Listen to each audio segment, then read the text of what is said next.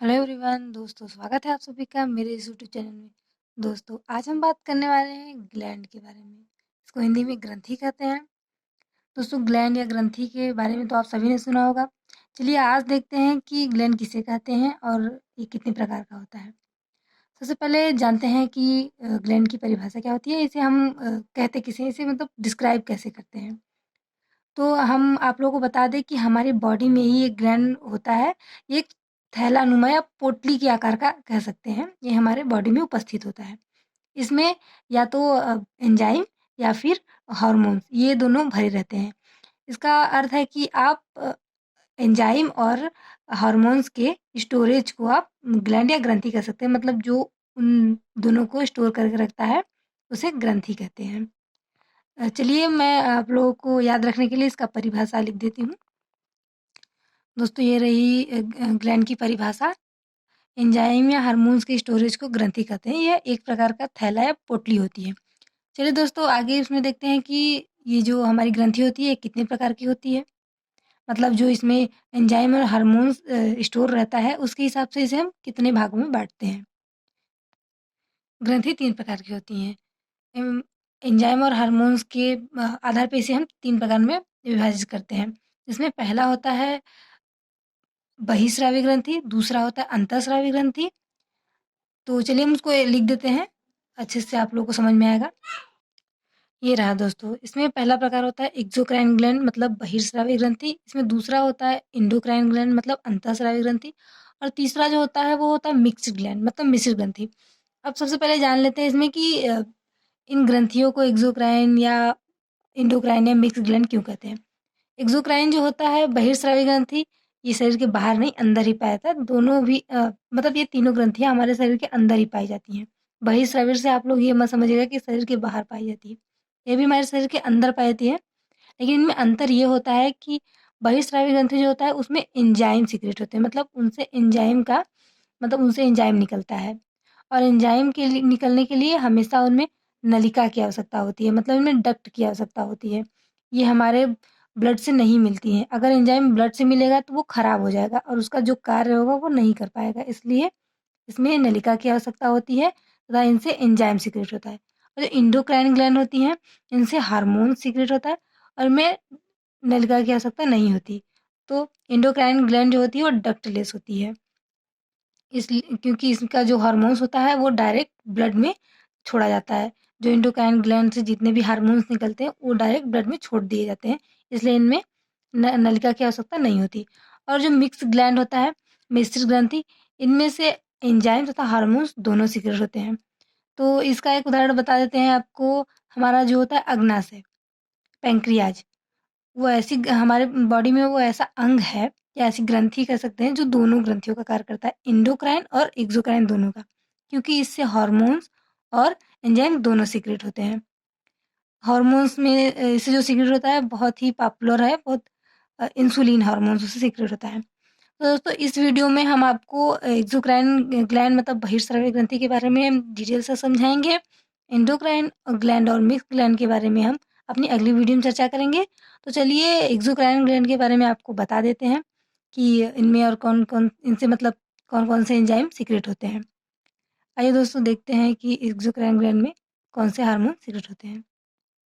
चलिए दोस्तों देखते हैं कि इसमें कितने एंजाइम निकलते हैं। सबसे पहला देखते हैं कि इसे सेरुमिन ग्लैंड कहते हैं। मतलब कितने प्रकार की ग्रंथियाँ हमारी बहिर्स्रावी ग्रंथि में पाई जाती हैं। सेरुमिन ग्लैंड, इससे हम इसमें देखिए लिखा है मोम का निर्माण। मतलब जो हमारे यह ग्लैंड हमारे कानों में पाई जाती है। बहिर्स्रावी ग्रंथि ये होती है सेरुमिन ग्लैंड जो हमारे कान में पाई जाती है, इसे मोम का निर्माण। तो जो कान से सब लोग आम भाषा में कहते हैं ना, जो भूरा भूरा कलर का निकलता है, अगर कोई लोग उसे चाहे तो माचिस की तीली से निकालते हैं, उसी को मोम कहते हैं। तो ये सेरुमिन ग्लैंड के कारण निकलता है। जितना हम अपने कानों को खुजलाएंगे उतना ही सेरुमिन ग्लैंड मोम का निर्माण करता है। और इसमें दूसरा है लाइक्राइमर ग्लैंड, इसे हम अश्रु ग्रंथि कहते हैं जो आंसू का निर्माण करता है। और जो तीसरा होता है मोबेमिनियन ग्लैंड, मतलब ये आंखों में तेल तथा कीचड़ का निर्माण करता है। जो अगर हम सुबह सो के उठते हैं तो फिर हम देखते हैं कि निकालते हैं अपनी आंखों से जो कीचड़ होता है, उसका निर्माण है मोबेमिनियन ग्लैंड करते हैं। ये देखिए दोस्तों, मैंने आँख बनाया है और बताया है कि यहाँ लाइक्राइमर ग्लैंड और मोबिनियन ग्लैंड कहाँ पाई जाती हैं? जो लेक्राइमल ग्लैंड होती है वो हमारे आँखों के ऊपर पाई जाती है। और ये देखिए जो छोटा-सा दिख रहा है, ये जो होता है ये हमारे आँसू को स्टोर करके रखता है और ये हमारे आँखों से हमारे आँसू को नाक तक भेजता है। इसीलिए जब कभी आप रोते हैं तो देखते हैं कि आँसू के साथ हमारी नाक भी बहने लगती है। तो ये इसके कारण होता है। ये मांस का एक टुकड़ा होता है, ये हमारे आँसू को स्टोर करता है। अगर ज़्यादा आँसू रहेगा तो टपक जाएगा, थोड़ा आँसू रहता है तो स्टोर करके रखता है और हमारे नाक में भी भेज देता है। और जब मोबिमिनियन ग्लैंड होती है, ये हमारे आँख में तेल का निर्माण करती है और ये नीचे का जो आप आँखें को ऐसे करके देखते हैं तो नीचे भी मांस का ऐसे रहता है। ये हमारी आँखों को सुरक्षा प्रदान करता है तथा ये हमारी आँख में सुरक्षा करता है और तेल की वजह से फिर जब सब सो के या रात भर उठते हैं, आँखें बंद रहती हैं, फिर वही कीचड़ का भी निर्माण करता है। तो दोस्तों ये तो थी सेरुमिन और लाक्राइमल और मोबिनियन ग्लैंड के बारे में बात। अब आइए देखते हैं हमारी चौथी ग्रंथि के बारे में, जो वो भी बहिर्स्रावी ग्रंथि है। ये रहा हमारा चौथा मतलब स्वेट ग्लैंड। दोस्तों ये जो इन एक्सोक्राइन ग्लैंड होती है बहिर्स्रावी ग्रंथि, इसका सबसे इसकी मतलब जो विशेषता होती है वो ये होती है कि ये ब्लड से टच नहीं करती। तो अगर जितनी भी हमारी एक्सोक्राइन ग्लैंड होती है उनमें कभी भी आप देखेंगे तो से ब्लड मिक्स होके नहीं आता। कभी भी आप देखिए तो अगर जो हमारी जठर ग्रंथि होती है तो अगर हम कभी उल्टी करते हैं तो उसके साथ तो कभी ब्लड नहीं आता। इसका मतलब कि वो ब्लड से नहीं टच होती है। तो ये जो हमारा चौथा है वो स्वेट ग्लैंड मतलब पसीने का निर्माण मतलब इससे हमारा जो श्वेत ग्रंथि है उससे पसीने का निर्माण होता है। और जो हमारी पाँचवीं होती है सेविकस ग्लैंड मतलब तैलीय ग्रंथि। इससे हमारे बॉडी में तेल का निर्माण होता है। जैसे नाक पे देखते हैं कभी गर्मियों में तो बहुत सारा पसीना तेल के साथ अगर सो के भी उठेंगे तो देखेंगे सब नाक पे तो तेल टाइप का छूटता रहता है। और इससे सीबम का निर्माण होता है वो जानवरों में ज़्यादा पाया जाता है और पक्षियों में भी। कभी-कभी देखेंगे तो गाय वगैरह को अगर आप छुएँगे तो हाथ में देखेंगे तो चिपचिपा सा तेल टाइप का लग जाता है, जिसे सीबम का निर्माण करते हैं सेविकस ग्लैंड। ये हमारे मतलब एक तरीके से देखिए तो हमारे स्किन को सुरक्षा प्रदान करता है तेल के निर्माण से। कभी भी हमें इस ग्रंथि को भी नहीं छेड़ना चाहिए, नहीं तो उससे अगर फेस पे जो हमारे मतलब सेविकस ग्लैंड पाई जाती है, अगर उसको कभी लड़कियाँ उसको छेड़ती हैं, उसपे कुछ भी ऐसा लगा लें मतलब जिनकी त्वचा ऑयली है, वो अपनी त्वचा को कम ऑयली करने के लिए कुछ क्रीम वगैरह लगाती हैं, तो उससे हमें जैसे ये पिंपल्स वगैरह निकलने लगते हैं। तो ये सब सेविकस ग्लैंड की वजह से ही होता है। आइए हम अपनी छठवीं ग्रंथि के बारे में देखते हैं सलाइवरी ग्लैंड मतलब मतलब लार ग्रंथि, इससे लार का निर्माण होता है। तो ये क्या है हमारी पाचक ग्रंथि है क्योंकि हमारा भोजन लार के द्वारा भी पचता है। क्या कभी लार में किसी ने ब्लड को देखा है? तो मतलब ये एक्सोक्राइन ग्लैंड है। तो ये तो थी हमारी छठवीं सलाइवरी ग्लैंड। आइए हम अपने आगे वाली बाकी ग्रंथियों के बारे में बात करते हैं। ये है दोस्तों हमारी सातवीं ग्रंथि गैस्ट्रिक ग्लैंड मतलब जठर ग्रंथि। इसे अपनी पाचक ग्रंथि के नाम से भी जानते हैं। इसमें रेनिन पेप्सिन नामक एंजाइम पाया जाता है जो हमारे भोजन को पचाने में सहायता करता है। तो अगर कभी गैस्ट्रिक ग्लैंड में कोई प्रॉब्लम हो जाती है तो हमें गैस की प्रॉब्लम होने लगती है। जैसे अगर हमारा जठर ग्रंथि सही से काम नहीं कर रहा है तो हमें गैस की प्रॉब्लम होती है। और जो हमारा 8वाँ है 8वीं ग्रंथि का नाम है म्यूकस ग्लैंड मतलब म्यूकस ग्रंथि। ये एक चिपचिपा सा पदार्थ होता है जो हमारे बड़ी आँत में पाया जाता है मलाशय में। और ये अगर हम जैसे किसी को जुकाम हो जाता है तब भी वहाँ म्यूकस का सिक्रेशन होने लगता है। वो भी एक चिपचिपा सा ही पदार्थ होता है। अब आइए दोस्तों हम अपनी एक ऐसी ग्रंथि के बारे में बात करने वाले हैं जो हमारे शरीर की सबसे बड़ी ग्रंथि है और सबसे इम्पोर्टेंट भी है। तो बड़ी ग्रंथि के नाम से तो आप लोग समझ गए होंगे कि मैं किस ग्रंथि की बात कर रही हूँ। चलिए उसके बारे में डिटेल से जानते हैं।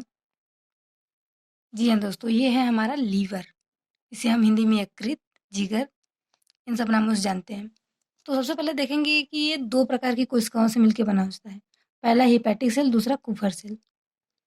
अगर कभी हमारा लीवर खराब होता है तो ये यही जब हमारी जो हेपेटिक सेल होती है वो खराब होती है तो हमें हेपेटाइटिस नामक का रोग हो जाता है।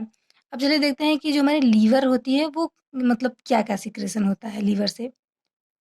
तो सबसे पहले देखिए प्रोथ्रोम्बिन, फाइब्रिनोजन तथा हिपेरिन नामक प्रोटीन का निर्माण करता है। तो जो प्रोथ्रोम्बिन और फाइब्रिनोजन होता है ये हमारे ब्लड को जमा देता है। जैसे अगर कहीं भी किसी को चोट लग जाती है या कहीं कट जाता है तो कुछ हम देखेंगे कि थोड़ी देर बाद हमारा जो ब्लड होता है वो जम जाता है। तो ये प्रोथ्रम्बिन तथा फाइब्रिनोजन के कारण ही जमता है। तो ये जो दोनों प्रोटीन्स होती हैं ये शरीर के अंदर भी ब्लड को जमाने का कार्य करने लगती हैं। तो जो हिपैरिन होता है वो मैसेज देता है कि नहीं, जहाँ कटे बस वहीं ब्लड को जमाना है। मतलब बॉडी के अंदर नहीं जमाना है। अगर बॉडी के अंदर ब्लड जम जाएगा तो इंसान तो मर जाएगा। तो जो हिपैरिन होता है वो मतलब बॉडी के अंदर ब्लड को जमाने को रोकता है। मतलब ब्लड ना जमने पाए इस चीज़ को हिपैरिन रोकता है। तथा ये प्रोथ्रम्बिन और फाइब्रिनोजन ब्लड को जमाने का कार्य करती हैं। आइए आगे देखते हैं कि लीवर का और भी क्या कार्य है। ये देखिए दोस्तों, जो बिलीरुबिन होता है ये हमारे लीवर से ही निकलता है तथा ये हमारे मलयानिन लैट्रिन को पीला कलर देता है। ये जो बिलीरुबिन होता है वो थोड़ी मात्रा में निकलता है, इतना कि बस वो लैट्रिन को पीला कर सके। अगर कभी हमारा लीवर काम करना बंद करता है तो बिलीरुबिन की मात्रा बढ़ जाती है, जिससे हमें जॉन्डिस या पीलिया नामक रोग हो जाता है। पीलिया बहुत खतरनाक होता है, और अगर खास करके लीवर पीलिया, तो इसीलिए हमारा जो लीवर होता है वो बिलीरुबिन की मात्रा बहुत थोड़ी थोड़ी मात्रा में उसे निकालता है। और जो बिलीवर्डिंग होता है ये हमारे पित्त को, जो हमारा पित्त होता है उसे ये हरा कलर देता है, क्योंकि आप सभी जानते हैं कि पित्त का रंग हरा होता है। तो ये हरा रंग बिलीवर्डिंग के कारण ही होता है। तो ये जो हमारा लीवर होता है इसकी जो कोशिकाएं हैं हेपेटिक तथा कूपर कुफर सेल, ये हमारी ऐसी लीवर हमारी एक ऐसी ग्रंथि है जो हमारे बॉडी में सबसे बड़ी ग्रंथि है तथा ये अपने क्षतिग्रस्त कोशिकाओं को स्वयं के द्वारा ही ठीक कर लेती है। इसकी एक विशेषता होती है लीवर की कि अपने मतलब जो भी हम इसकी कोशिकाएं जो अगर डैमेज हो गई हैं तो ये इसको खुद से ही सही कर लेती है, और ये हमारे बॉडी की सबसे बड़ी बहिर्स्रावी ग्रंथि होती है। तो ये तो था सिक्रेशन का काम, कि लीवर किस किन चीज़ों का सिक्रेशन करता है। अब देखिए कि किन किन चीज़ों को बदलता है। आइए इसके बारे में देखते हैं। ये देखिए तो जो अमोनिया होता है ये बहुत ही खतरनाक होता है। तो उसको कम खतरनाक, मतलब अमोनिया से थोड़ा कम खतरनाक जो यूरिया होता है उसमें हमारा लीवर चेंज कर देता है। यह एक्सक्रीशन में होता है, जिससे उत्सर्जित होता है हमारे शरीर से अमोनिया, लेकिन उसको ये यूरिया के रूप में बदल देता है। और जो कार्बोहाइड्रेट होता है उसे फैट के रूप में तोड़ता है। और अगर ज़्यादा हम कार्बोहाइड्रेट का मतलब यूज़ करते हैं, ज़्यादा कार्बोहाइड्रेट खाते हैं तो उसे फैट, और अगर फैट भी ज़्यादा हो रहा है तो उसे कोलेस्ट्रॉल के रूप में जमाने लगता है। और अगर अब कोलेस्ट्रॉल जम रहा है और आप कोई मतलब वर्कआउट नहीं कर रहे हैं तो ये कोलेस्ट्रॉल हार्ट अटैक का कारण बन जाता है। और एक और कार्य करता है, जो ग्लूकोज होता है, जो मतलब हम ग्लूकोज का सेवन करते हैं अपने खाने-पीने में, उसे ग्लाइकोजन के रूप में स्टोर करके रखता है। अगर कभी लीवर हमारा काम करना बंद कर देता है तो हमारे शरीर में ग्लूकोज की मात्रा बढ़ने लगती है। वो ग्लाइकोजन में बदल नहीं पाती है, तो ग्लूकोज की मात्रा बढ़ जाती है और हमें शुगर या मतलब उसको डायबिटीज़ कहते हैं, डायबिटीज़ का रोग हो जाता है। बहुत लोग हैं अभी तो इस समय जो डायबिटीज़ से पीड़ित हैं, तो उनका लीवर प्रॉब्लम में है, मतलब लीवर की सेल जो होती है वो सही से कार्य नहीं कर पाती, इसकी वजह से ये जो ग्लूकोज़ होता है वो ग्लाइकोजन में नहीं टूट पाता और उससे ये डायबिटीज़ नामक रोग हो जाता है। अब और इसमें 2-3 पॉइंट हैं दोस्तों, उनको भी देख लेते हैं। इसमें एक पॉइंट ये है कि अगर आप कभी भी जो जैसे शराब पीते हैं और या फिर कोई किसी भी वजह से अगर ज़हर खा लेता है ज़्यादा अगर, तो जो हमारे लीवर की कुफर सेल होती है, वो नष्ट हो जाती है, जिसकी वजह से लीवर कार्य करना बंद कर देता है और इन मतलब जो भी सेवन किया रहता है, उसकी मौत हो जाती है। थोड़ा बहुत कोई शराब पीता है तो नहीं दिक्कत होती, लेकिन अगर कोई ज़्यादा शराब पीने लगता है या फिर किसी ने ज़्यादा ज़हर खा लिया हो, तो कुफर सेल नष्ट होती है, जिसकी वजह से उनका लीवर डैमेज हो जाता है और इंसान की मृत्यु हो जाती है। और दोस्तों एक और मेन पॉइंट है, जो मतलब ब्लड का निर्माण होता है, तो सभी जानते हैं कि हमारे ब्लड का निर्माण हमारे बोन मैरो में होता है, लेकिन ये तो जो मतलब पैदा हो गए रहते हैं उनके लिए है, जो बड़े होते हैं उनके लिए। लेकिन जो भ्रूण होता है, जो बच्चा होता है, जब माँ के पेट में रहता है, तो उसमें ब्लड का निर्माण लीवर में ही होता है। लीवर के मेसोडर्म में ब्लड का निर्माण होता है, किसमें? भ्रूण में। मतलब जब बच्चा माँ के पेट में रहता है, तो उसके उसमें ब्लड का निर्माण लीवर के मेसोडर्म में होता है। ना कि जो बच्चे मतलब पैदा हो गए हैं या बड़े हो रहे हैं, मतलब एक इंसानों में, उनमें नहीं, बस भ्रूण में होता है ऐसा। तो दोस्तों ये तो था हमारा एक्सोक्राइन ग्लैंड। आपको वीडियो कैसी लगी हमें कमेंट करके बताइएगा। और हाँ, आप लोगों के लिए आज एक सवाल है, हमें कमेंट बॉक्स में उसका आंसर बताइएगा। मैं सवाल लिख देती ये रहा आपका सवाल, सबसे अधिक कोलेस्ट्रॉल की मात्रा कहाँ पाई जाती है? तो इसका आंसर हमें कमेंट बॉक्स में बताइएगा और वीडियो अच्छी लगी हो तो वीडियो को लाइक कीजिएगा, चैनल को सब्सक्राइब कीजिएगा। Thank you so much for watching.